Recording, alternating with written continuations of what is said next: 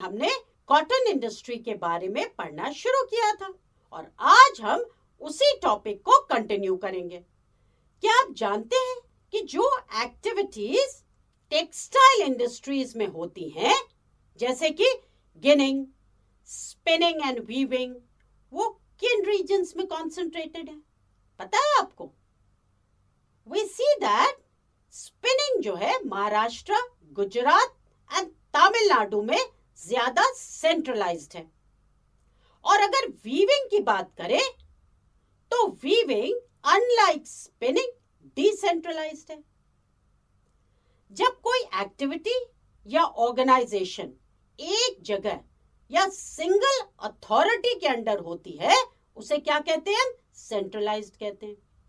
और जब कोई एक्टिविटी एक सिंगल अथॉरिटी या लोकेशन से हटकर दूसरे लोकेशन में भी होती है उसे डिसेंट्रलाइज्ड कहते हैं।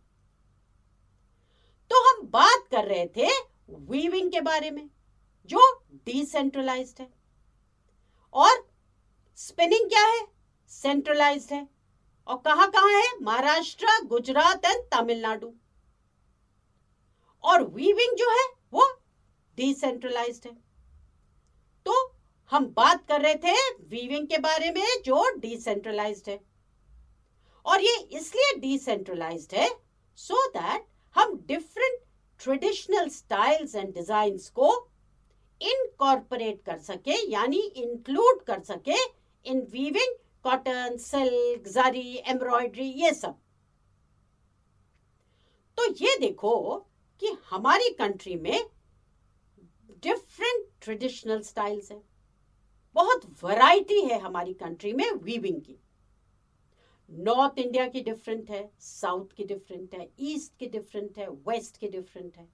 तो डिफरेंट ट्रेडिशनल स्टाइल्स है हमारी कंट्री में वीविंग के।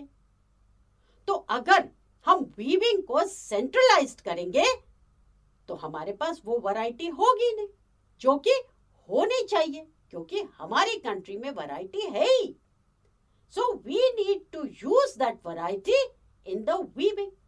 तो इसीलिए जो वीविंग है वो डिसेंट्रलाइज्ड है, ताकि हम different traditional styles and designs को इनकॉर्पोरेट कर सके, मतलब इंक्लूड कर सके। किसमें? जब हम कॉटन वीव करते हैं, जब हम सिल्क वीव करते हैं, जब हम जरी करते हैं किसी में, या एम्ब्रॉयडरी करते हैं। तो ये सब डिफरेंट ट्रेडिशनल स्टाइल्स तभी इंक्लूड हो सकते हैं जब हम डिसेंट्रलाइज्ड होंगे, मतलब जब काम जगह जगह होगा, ईस्ट में होगा, वेस्ट में होगा, नॉर्थ में होगा, साउथ में होगा, और उन सभी जगहों के डिफरेंट ट्रेडिशनल स्टाइल्स वीविंग में आ जाएंगे। तो देखो कितनी वैरायटी है हमारी टेक्सटाइल वीविंग में। तो इसीलिए वीविंग को डिसेंट्रलाइज्ड रखना बहुत जरूरी है। अगर हम स्पिनिंग की बात करते हैं तो India has world class spinning production. पर अगर वीविंग की बात करें तो weaving low quality fabric supply करती है, क्योंकि ये हाई क्वालिटी ऑफ यार्न जो कंट्री में प्रोड्यूस होता है उसे यूज नहीं कर पाती है। हम ये भी देखते हैं कि वीविंग जनरली हैंडलूम, पावरलूम और मिल्स में होती है। तो जब हम वीविंग की बात करते हैं सबसे पहले हम खादी वीविंग की बात करते हैं, isn't it? तो वीविंग की जब हम बात करेंगे तो खादी वीविंग की जरूर करते हैं। अब खादी क्या है? खादी एक काइंड ऑफ फैब्रिक है, कपड़ा है जो हैंड स्पन होता है, मतलब इसे हाथों से स्पिन किया जाता है। And therefore khadi spinning large scale employment generate करता है फॉर वीवर्स, क्योंकि ये हाथ से स्पिन किया जाता है तो लोग चाहिए होते हैं उसके लिए। तो क्या होता है?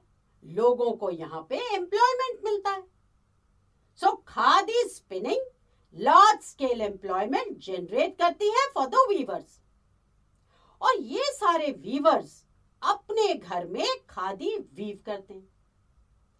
और इस सिस्टम ने फाइनली क्रिएट किया कॉटेज इंडस्ट्री को। इसको कॉटेज इंडस्ट्री क्यों कहते हैं? क्योंकि जो वर्कर्स होते हैं, जो काम करने वाले होते हैं, वो किसी मिल या फैक्ट्री में नहीं जाते, वो अपने घर में बैठकर काम करते हैं। जैसे वो अपने घर में बैठ के खादी स्पिन करते हैं, तो इसीलिए इसका नाम रखा गया कॉटेज इंडस्ट्री। जब कोई भी बिजनेस या मैन्युफैक्चरिंग पीपल के घर में होती है, उसे कॉटेज इंडस्ट्री कहते हैं। तो ये हो गई हमारी स्पिनिंग और वीविंग की बात। अब थोड़ा आगे बढ़ते हैं। Now let